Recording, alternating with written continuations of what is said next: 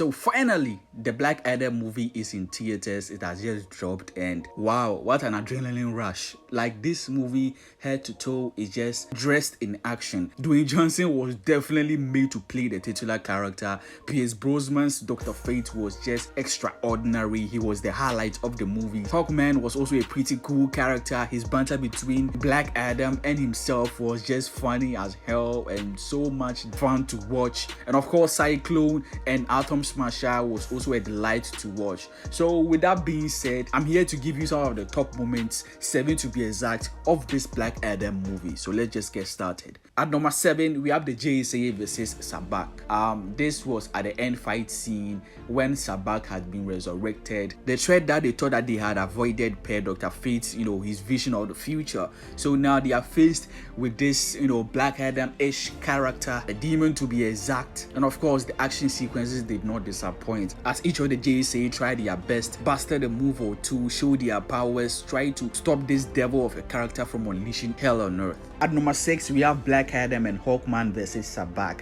Near the tail end of the movie, everything was almost lost. Sabbac had sat on the throne, unleashed his minions, or unleashed the dead on earth, and after Dr. Fate had released Black Adam from his prison to help fight this deadly threat, we get a team up between these characters who have been going at it for the better part of the whole movie. Black Adam gets a new costume that was pretty cool, nice touch, and we see Hawkman also use the Dr. Fate helmet for a while. That was a twist. I really thought they had killed the character. This whole action sequence just gives us a last ditch of the fight of this movie, and it just went all out with the wildness as Dwayne Johnson's Black Adam rips Sabbac in half. An unexpected way that I thought they were going to kill this character, even though they have been pushing the PG-13 rating for the fight scenes and the deaths in this movie. Ripping someone in half is a pretty big deal, even if the character is a devil-like being with lava for blood. It also adds so much to this movie tone-wise and how it sets it apart from other DC films, except a few.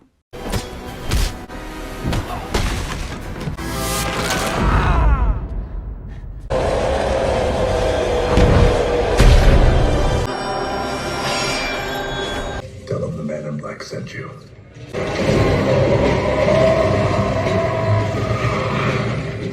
At number 5, you have Black Adam versus Hawkman, the apartment fight. The whole father-son relationship between Black Adam and Hawkman in this movie is so fun to watch. It was funny as hell. All their fight sequences, the action, the intensity, the VFX involved. Now, when you take that larger-than-life fight scenes between these powerful beings and you put them in a single location, an apartment, and in one room for that matter, and the whole sequence, the slow motion adding to the effect, the intensity, the wild fight that they were having, and of course the Easter eggs of all the Justice League figures and posters, that was just a nice touch to connect the movie to the DC universe.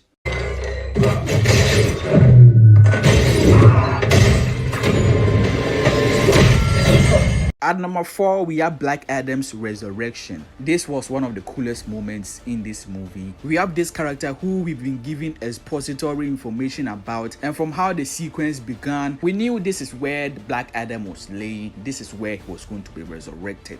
And if you've watched the trailer, of course, you know that this is where he appears. And from the words Shazam, we get the character that we've been waiting to see since the movie began. And oh my god, the action sequence just set the tone for the movie on how it was brutal, it was intense. There was so much killing and violence that just a little more would have given it the R rating. It gave us that Man of Steel type of action, plus the brutality of it, and also displayed how powerful Black Adam truly is and what he's capable of doing. At the third spot, we have Black Adam versus the JSA. All the promotional trailers and videos were leading up to this moment. Black Adam having woken up and just caused destruction and death on these forces, these bad guys. But hey, Hawkman says, "Heroes don't kill people." So the JSA are there to apprehend him, and what follows is just an intense, well choreographed, VFX heavy action sequence that befits a superhero genre. Everyone in the JSA had their moment to shine and show what they can do. From Hawkman,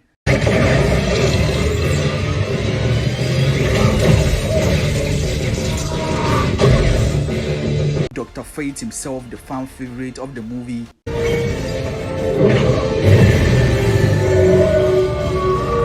Cyclone, and the Deadpool face look-alike Atom Smasher.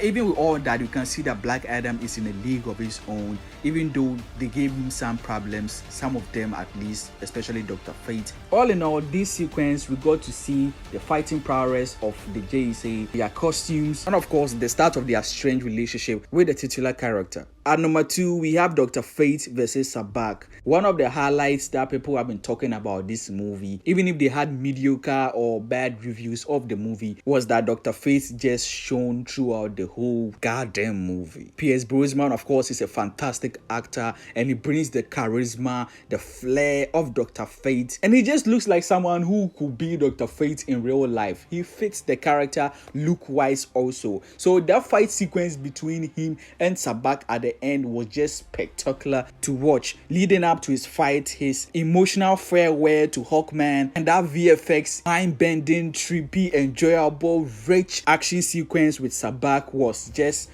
chef kiss. It was just beautiful to watch. His heartwarming and powerful yet emotional speech during the fight to wake up and release Black Adam all added to this fiery fight. And of course, his sacrifice just broke us. At the number 1 spot, of course you guessed it, Superman returning. Henry Cavill's Superman in the post-credits scene. That obvious tease for a Black Adam versus Superman movie that Dwayne Johnson has been teasing during many of his promotional videos for this movie. We know that Henry Cavill has been teased to return to the DCU for a while now. Most recently during Comic-Con, and then when the movie was coming out, people were wondering, was he going to be in the movie? Per rumors, there were so many leaks, and what made people finally believe it, or at least have faith in the rumors, was from Dwayne Johnson himself.